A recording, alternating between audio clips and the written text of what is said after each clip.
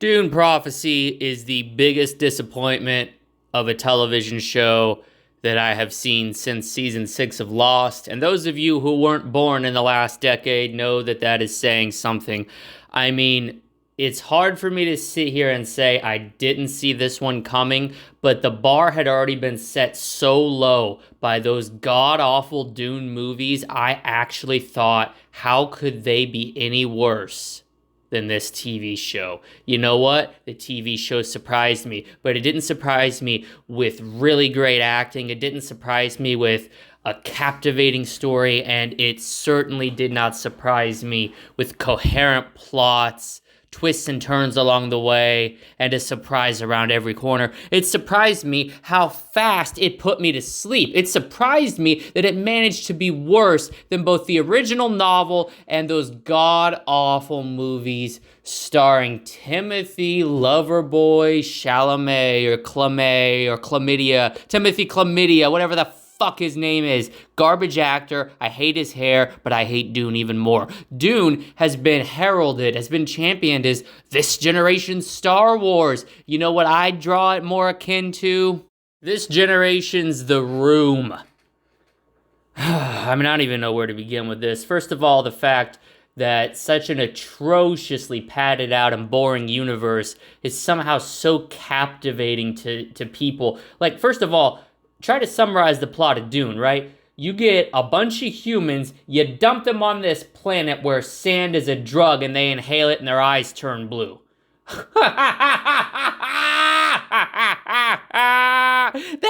it! And they somehow made 2 3-hour movies about that. 2 3-hour movies. Sure, there's some sea-level nonsensical subplot about some dude who's foretold as the ancient hero who's gonna come save us all. I mean, who hasn't heard that before? But the actual, the meat, the chunk of the story is about this spice.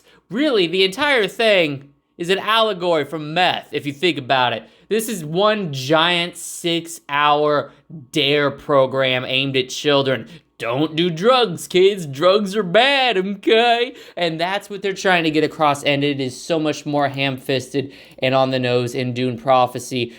We couldn't even pay Timothy Chlamydia's salary to get him back, so now we're stuck with these no-name actors that nobody knows, that nobody cares about, acting in a franchise that only appeals to the lowest IQ, the knuckle-dragging apes, set in a series that will literally cure your insomnia.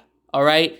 Dune is so boring. You know how your grandparents or maybe your great-grandparents used to fall asleep in their lazy boy reading the newspaper? Dune is our generation's newspaper, bro. People don't read it because they care. Just like people aren't going to watch Dune Prophecy because they care. They're going to put it on so they can pass out. That's the only reason this thing exists. Nobody cares. Nobody will ever care. And you know what? The fact that they managed to get Emma Watson, of all people. I mean, my God, you want to talk about a failed actress? What has she done since Harry Potter? Absolutely nothing. But we're going to resurrect her career in the form of Dune Prophecy. I have a prophecy for you. This show will fail, and it will fail spectacularly. I don't care how much money HBO and Max throw at it. I really don't. You can throw tens of billions of dollars at a bad story, but at the end of the day, it's just still going to be a prettied up bad story. You can't fundamentally fix something so broken at its core,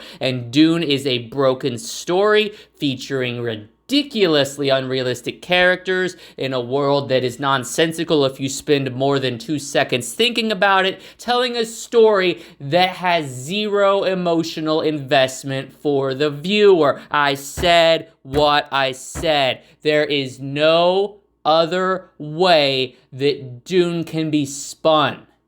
The book put people to sleep in the 60s. The 80s movie put people to sleep in the 80s. Now we got an even longer version of the movie split into 2 parts because Hollywood loves taking large sums of money from dumb fucks like you. And they know you'll be tuning into Dune Prophecy.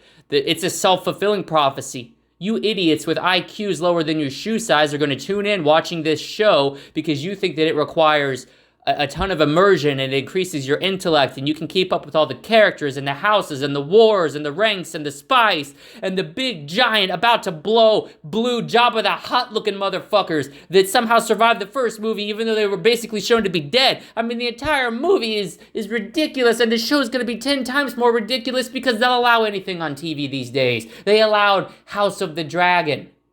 They allowed the first few seasons of Game of Thrones, easily the worst shit I've ever seen. I said it before, I'll say it again. The only good seasons of Game of Thrones were seasons 7 and 8. Just like the only good Dune movie is no Dune movie at all. The best part of Dune Part 2, and not a spoiler, but a prophecy, the best part of Dune Prophecy will be when the credits roll and your suffering ends. Because at least you can look back at all that wasted time, all that wasted energy that you spent staring at one-note characters who have weak motivations, who don't act in accordance with how normal people act. And you can say to yourself, you know what? That dead metal guy, he was right. I'm done wasting my time. But until you come to that realization for yourself, me and my boys are just sitting back, we're kicking our feet up, we're laughing at the simpletons like you tuning into this trash, and we're putting on a real fucking show that takes a higher IQ to appreciate. We're watching Daryl Dixon, Book of Carol.